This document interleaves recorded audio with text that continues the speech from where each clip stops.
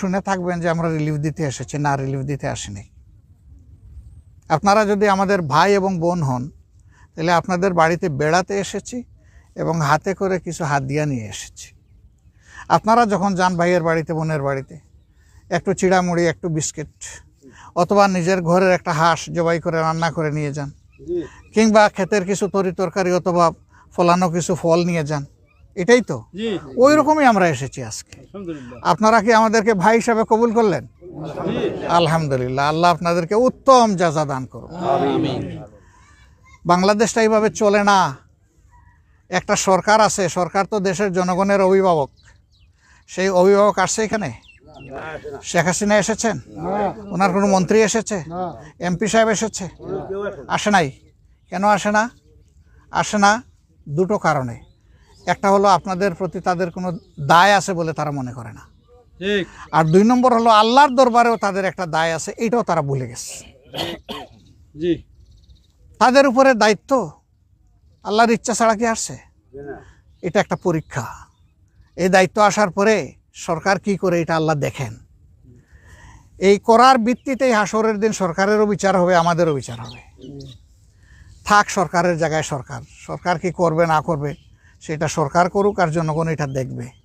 কিন্তু আমরা বলতে চাই যে এটা সরকারের দায়িত্ব। দুনিয়া এবং আখিরাত 2 জায়গায় জবাব দিতে হবে এটার জন্য। আমরা একটা দায়িত্বশীল সংগঠন হিসাবে যা পারছি আমরা একটু হাতে করে নিয়ে আসছি। এতে আপনাদের সব দুঃখ দুর্দশা দূর হবে না। এতে এতটুকু হবে, আপনারা ওইটা নিয়ে গেলে যখন ওই ব্যাগের মুখটা খুলবেন তখন হয়তো মনের ভিতর থেকে খুশি হয়ে বলবেন যে আমার ভাই এইটা নিয়ে এসেছে। এই এতটুকু, এর বেশি কিছু না। আপনাদের জন্য দোয়া করি, আল্লাহ তাআলা আপনাদের বিপদ সরিয়ে দিন। আমরা কোরআনের ভিত্তিতে, ইসলামের ভিত্তিতে একটা ইসলামী রাষ্ট্র চাই। এই রাষ্ট্র আমাদেরও দরকার, আপনাদেরও দরকার, সবার দরকার, তাই না? তাইলে লড়াইটা তো একসাথে করতে হবে। এই লড়াইয়ে আমরা আছি। আমাদের সরকারের এটা পছন্দ হয় না। আমাদেরকে ফাঁসিতে ঝুলায়, আমাদেরকে খুন করে, আমাদেরকে গুম করে, আমাদেরকে গ্রেফতার করে, আমাদেরকে জেলে রাখে, আমাদেরকে বাড়িঘরে থাকতে দেয় না। আপনারা দেখতে পাচ্ছেন গত 12.5 বছর ধরে এই অবস্থা চলতেছে।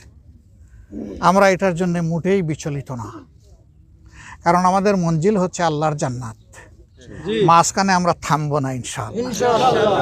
ওসব কিছুই আমাদেরকে থামাতে পারবে না। বরঞ্চ যারা বাধা দিচ্ছে তাদের জন্য আমাদের দুঃখ লাগে।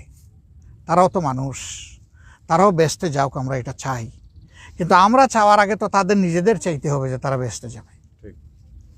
আর যে মানুষ আল্লাহকে ডরাবে, বেহেশতের আশা রাখবে, সে মানুষের হক নষ্ট করবে না।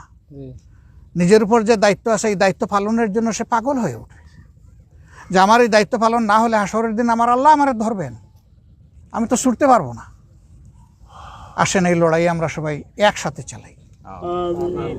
আপনারা যারা আসলেন তাদের কাছে আমাদের অনুরোধ, যে বন্ধুরা আসতে পারেননি, আমাদের যে মায়েরা আসতে পারেননি, আপনারা মেহেরবানি করে তাদের কাছে আমাদের সালাম পৌঁছাবেন, আমাদের জন্য দোয়া করবেন। আমরা যেন একটা দরদ ভরা মন নিয়ে মানুষের বিপদ আপদে সবসময় পাশে থাকতে পারি। আল্লাহ আপনাদের সহায় হন, আল্লাহ আপনাদের উপর রহম করুন, আল্লাহ আপনাদের কষ্ট দূর করে দিন, আল্লাহ আপনাদের রিজেকে বারাকা দান করুন। আসসালামু আলাইকুম ওয়া রাহমাতুল্লাহি ওয়া বারাকাতুহু।